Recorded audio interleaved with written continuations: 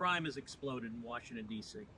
In 2024, D.C. had among the highest murder rates in America, 27 murders per 100,000 population, higher than Bogota, Colombia.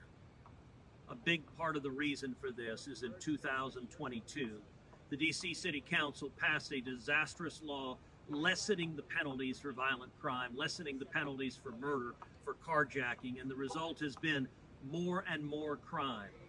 We saw a White House staffer violently assaulted by 10 juvenile offenders. We saw a staffer for Senator Rand Paul stabbed on the D.C. public streets.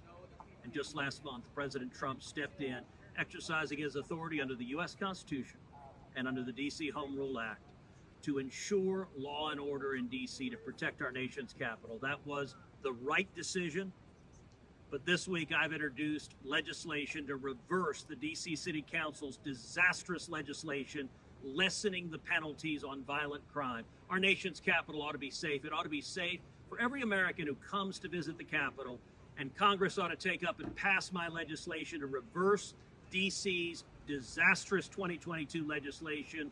If you commit a crime of violence in D.C., if you commit murder, if you commit carjacking, if you commit violent assault, you ought to face serious prison times.